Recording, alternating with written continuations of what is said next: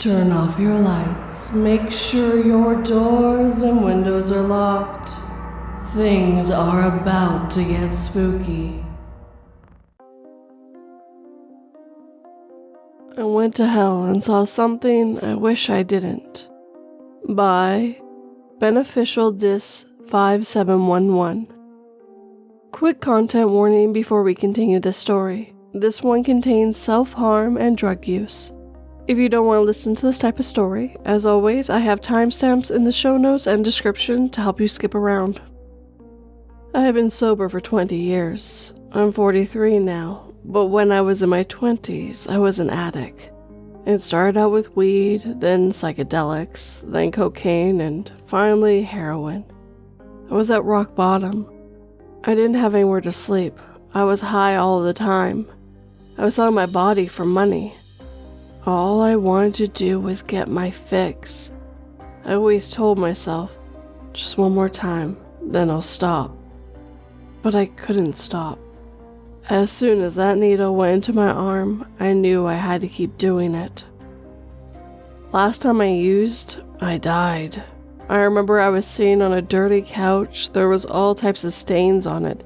Blood, shit, piss. It was disgusting. I held the spoon over the candle, and I remember the excitement that passed through my body as I was ready to shoot up again. I hadn't eaten anything in 2 days.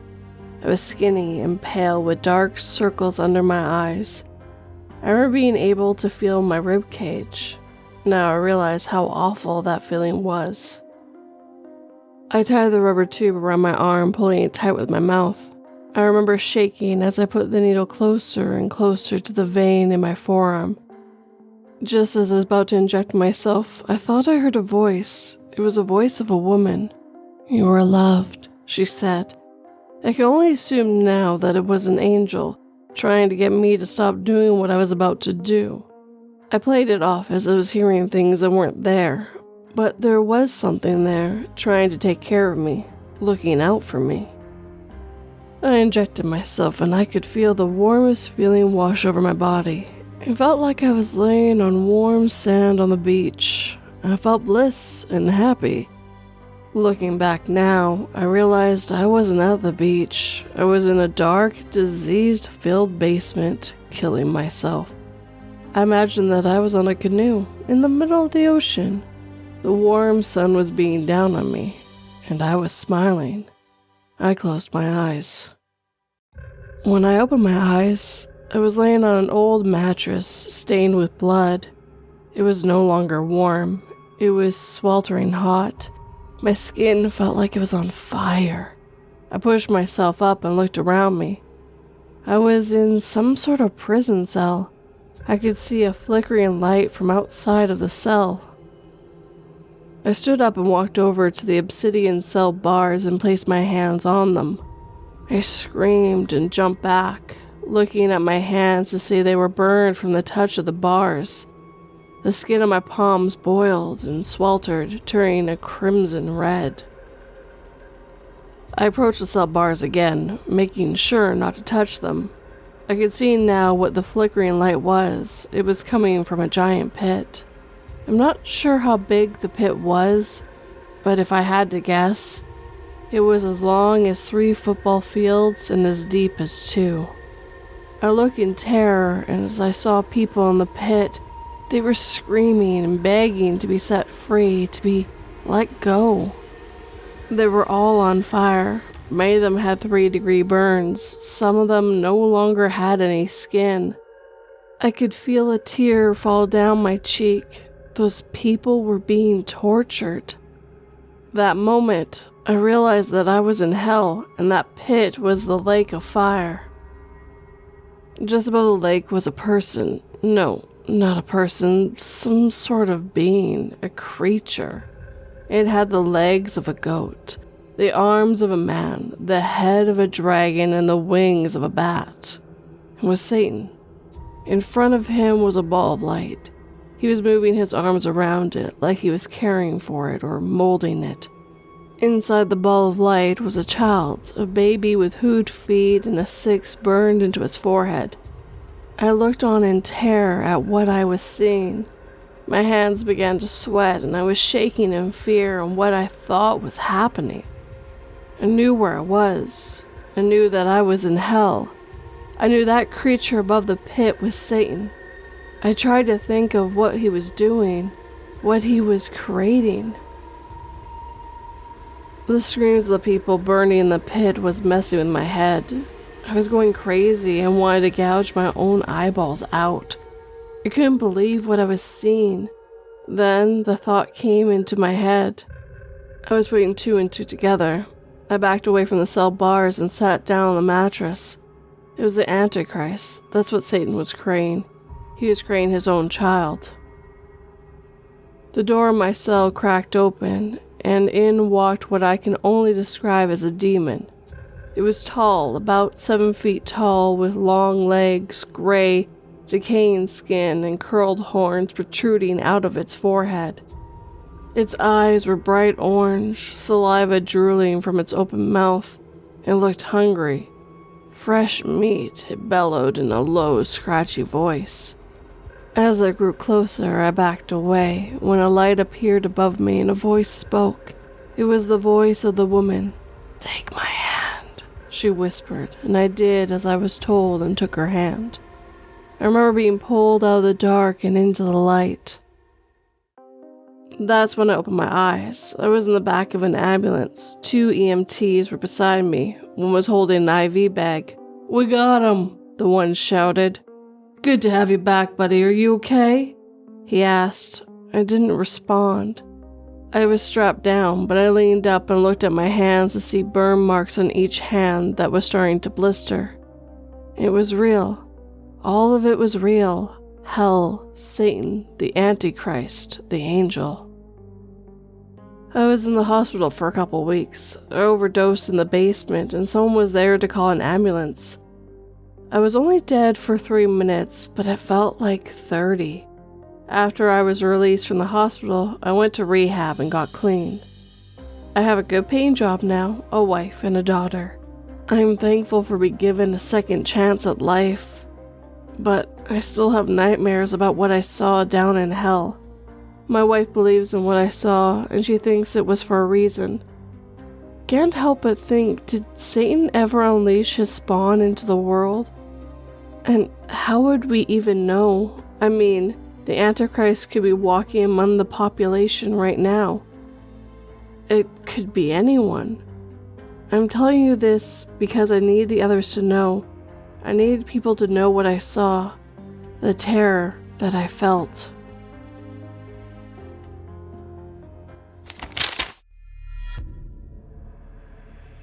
I violated company protocol and Googled my client's name. When I saw his victims' photographs, I decided to dye my hair black.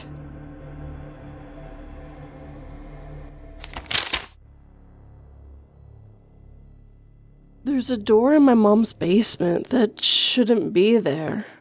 By Jonathan S. 223. I'm glad I found this place. What's happened to me has been sitting with me for quite a few weeks now, and I don't know if any of you will believe me, but here we go. So, 3 weeks had passed since my mother passed away. As much as I wanted to ignore everything and just wallow in my grief, I knew I had to go clean out her house. My wife had been gently coaxing me in that direction a week after the funeral. I found myself in the basement of our old house much sooner than I wanted. Shifting through memories and mementos my mother never got around to getting rid of. The air was thick with dust and nostalgia. As I moved a stack of old yellow newspapers, my eyes caught on something peculiar, a door, tucked away in a corner. Oddly, I didn't remember even seeing it before. Now, this was not my childhood home, but a place she had moved into after my dad had died. I had been down in the basement quite a few times and never remembered a door here. Hesitantly, I approached the door. It was plain, unassuming, yet felt strange to look at. I don't know how to put it in words, but The longer I looked at the door, the more my eyes wanted to look away, like this plain wooden door hurt to be looked at. Curiosity got the better of me, and I reached forward and grabbed the cool handle. An unexplainable dread fled over me, causing me to release it as if it had burnt me. What the hell was that? I had thought to myself, staring at the worn knob. Stepping away from the door for a few moments, I haphazardly went through the basement, finally locating my father's old military flashlight. You know, the ones that are drab green and at an angle? I had recently switched the batteries out, so I knew it was good to go and returned to the door. Taking a breath, I put my hand on the knob, turned it, and pulled it gently open.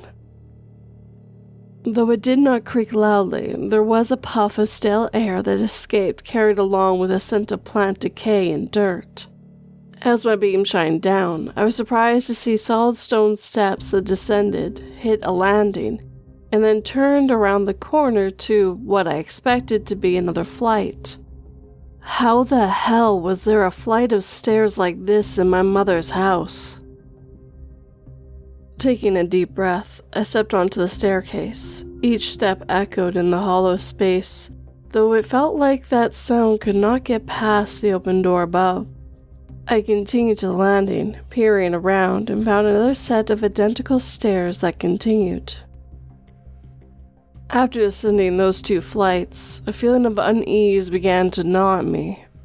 Though the walls had been plain at the start, they were now adorned with faded frescoes and intricate carvings that felt familiar yet foreign.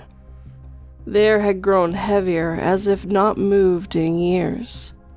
I couldn't shake the feeling that I was intruding on some sort of forgotten realm, a place not meant for the likes of me. I paused, catching my breath at the sight of the first stone door. Its surface was covered in strange glyphs, which I recognized as Greek symbols. The door was ajar, and based on the collection of undisturbed dust, it had been so for quite a while. Beyond it, the next set of stairs looked older, less cared for. Layers of dirt coated each step, undisturbed until now. My heart pounded in my chest. This didn't make sense. How could this exist beneath my mother's house? A house I thought I knew every inch of. I should have turned back at that point, but I knew I had to keep going. As I made the first flight and landed on the new doorway, the entire design of the stairway had changed. The floor had become a white and black marble with Grecian-style pillars carved out of the walls on both sides. What I was not ready for was what lay beyond the corridor. This is impossible. That's what I kept telling myself. This is absolutely impossible. I stepped into the subterranean marvel, immediately noticing the cooler air and the hushed serenity that enveloped me.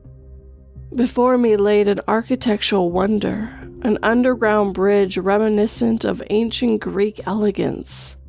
Both the bridge and its landing were crafted from the finest marble, its surface smooth and lustrous under the soft ambient lighting. The marble was a tapestry of colors, primarily pristine white, veins with subtle streaks of gray and hints of blue, resembling the skies of the tranquil Mediterranean. The craftsmanship was exquisite, with each slab meticulously joined, creating an almost seamless flow of stone. The bridge arched gracefully over the still, reflective waterway. The surface of the water mirrored the majestic structure above, adding an unnatural quality to its gentle ripples, sending soft echoes through the subterranean world. Flanking the bridge were rows of columns, robust and simple. These columns supported an intricately carved frieze above, depicting scenes of ancient Greek mythology. I could recognize some of the stories. but a lot of them were unfamiliar. The landing areas at both ends of the bridge were spacious and clean. They were adorned with empty pots that appeared to have once held trees or plants, but now had long since died. There was a subtle fragrance on the air that I could not quite figure out where it was coming from. Overhead, the ceiling was high and vaulted. It was adorned with artful mosaics, each tile meticulously placed, depicting the night sky, though I could not locate any familiar constellation. And that was hard to believe since I grew up studying the stars with my dad. I stood there staring in disbelief at what my eyes were showing me. I even reached out and touched the side of the bridge a few times, just to prove to myself that it was there. In hindsight, I should have turned and left immediately. This was impossible and real at the same time, which did not spell a good outcome for me, but that did not happen. As I think back on it, it felt as if I was in a dream, and like everyone in a dream, logical decisions are not easy to come by. Before I even had a chance to think on it, I began to walk across, my footsteps echoing softly. I was about halfway across the bridge that I caught movement out of the corner of my eye. I immediately spun to look to my right, broken out of my dreamlike reverie, but found nothing. In that very moment, I could have sworn I saw something moving up around the tops of the outcropping of the vaulted ceiling. I shined my flashlight up there and found nothing out of the ordinary. Well, out of the ordinary for a place that should not exist in the first place. With a bit of a hurried step, I made it to the other side of the bridge instead of retreating the way I came. Like an idiot, I needed to know where this was going. On the opposite side of the bridge, there was another identical corridor that led to yet another flight of steps. Impatiently, I hurried down them and came to a halt in front of another door. This one was pure granite stone, almost 2 feet thick. I knew this because it looked like someone had spent a lot of energy pushing on it and got it to move enough to allow a human to squeeze through. This door had symbols on it too, like the earlier one. I recognized them as ancient Egyptian hieroglyphics. I had no idea what they said, but my love of ancient history made me confident in my find. At that moment, I knew I had come too far. Have you ever had that moment when you realized you were in way too deep and that you needed to get out? I felt that to my very core. The air had shifted around me, and I knew it deep down, but as a fool, I decided I need to keep going. Just a bit further. Shimming through the opening, I was plunged into blackness except for the light coming from the cracked stone door. The darkness beyond was almost palpable. I aimed my flashlight directly ahead of me and saw that there were more stairs. These stairs were ancient, unevenly worn, as if carved thousands of years ago. The air was suffocating, thick with dust and the weight of time. I could barely breathe. As I descended, a faint, indistinguishable sound reached my ear. It was barely audible over the sounds of my own footsteps, but it was there. A whisper, a murmur, something alive in this tomb of history. My heart raced and a cold sweat broke out on my brow. I wasn't alone, and I was the idiot that got killed in horror movies. I pressed on, driven by a mix of fear and fascination. The stairs became treacherous, uneven, and dangerously steep. With every step, I feared I'd slip and tumble into the inky blackness that the light struggled to cut through. Finally, I reached yet another door. This one was closed, sealed shut as if it hadn't been opened in millennia. It was weathered and appeared to have been hewed from the stone by hand. There were only a few scratched symbols in the door that I recognized. Babylonian. It was almost as if I had gone through time and arrived at a door to one of the planet's oldest civilizations. The handle was a simple rope and had been looped through and looked as ancient as the door, but somehow yet intact. I put my hand on the knob, knowing that the next decision would be the dumbest I could make, but I had to see what was on the other side. Fortunately, I never got an opportunity. I heard it first behind me, a hiss that was quite loud. I spun around in terror to see what had followed me into the earth. At first, my light could not find it, but that was because my brain could not process what I was seeing. It was a giant snake that was almost as tall as me as it sat back on its coils. Its scales shimmered like emeralds in the dim light, and its many heads, crowned with horns, swaying gently as if in a trance. The head of this creature was wide and its eyes golden and unnatural. Have you ever looked at an animal and realized it was thinking and smarter than you? That was the feeling I got as it focused on me. The forked tongue came out as it tasted the air. Shit, I had thought to myself as I wondered if I could move to the wall in hopes it had somehow not noticed me. That was stupid to think, since it was looking straight at me. From deep within its throat, it began to emit strange sounds, combinations I had never heard of, but was pretty sure it was speaking. When it spoke again, the tone made it clear it was upset I had not responded. After the third attempt, I could tell it was done. The movement was quick, but I either was damn lucky or was off balance, or a mixture of both. The strange snake monster lunged at me, and I instinctively dived to the side. The massive body went overhead and landed with a thud against the ancient, unopened door. I did not wait to find out what its next plan was. I sprinted with all my might, fueled with adrenaline, and dashed back the way I came. The sound of scales against the dirt told me it was right behind me. As I ran up the uneven stairs, praying I did not slip, I felt its breath on my neck a few times. I threw myself through the crack of the door, striking my head against the stone, causing blood to pour into my eyes. I heard the thump of the creature hitting the door and causing the crack to become smaller. Part of me knew it could not get through the crack anymore, but the rest of me did not care. I ran and ran up flights of stairs until at last I burst back into the extremely small basement and kicked the door closed with my feet. The door slammed shut and I screamed for my wife. That is pretty much where my story ends. My wife came running down the steps and saw the horrible state I was in.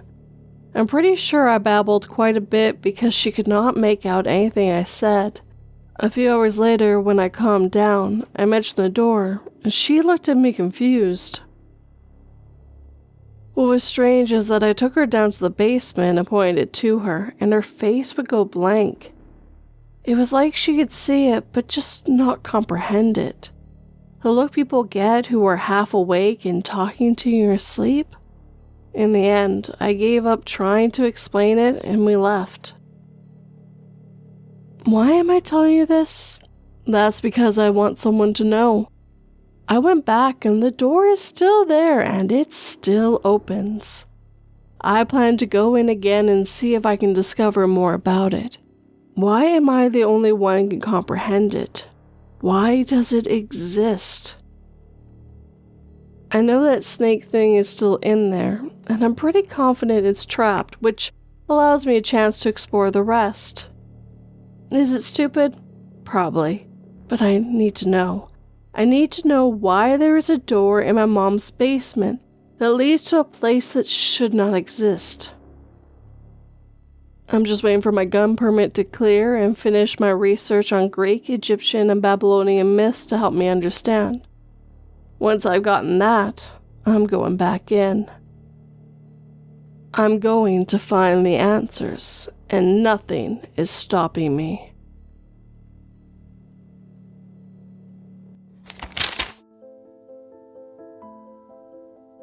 I was confused this morning when I saw "You all no longer deserve them" spelled out by clouds in the sky. But the frantic calls of pet owners, absence of buzzing insects, and the distinct lack of bird songs outside quickly cued me in on what that meant.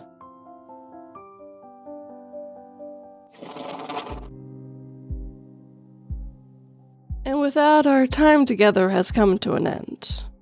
First of all, I would like to welcome all new listeners. After the last few days, we've had an immense amount of new listeners come in. So welcome, guys, and I hope you enjoy what you're hearing. And of course, I would like to thank the writers who let me read their stories this evening. That first story where they were dying, but thought they were on a nice warm beach or on a canoe enjoying the nice time, only to wake up in hell. It was an interesting read, and I enjoyed the idea of it, and, well, it seems to have been the wake-up call they were looking for. The second story was very intriguing. A guy going through a door that shouldn't exist, downstairs that shouldn't exist, to find himself before an ancient Greek door, and then walk into an ancient Greek room where he kind of recognized things, but they were slightly off. I love this little hints that not everything was quite right with how they wrote things. The only thing I really wish that the writer had done was there being an ancient Egyptian room.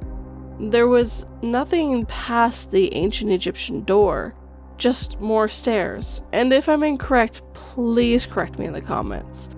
It made it very difficult when they got to the Babylonian door to even theorize, because now we've got an ancient Egyptian door but led to no room, so the Babylonian was just going to lead downstairs as well.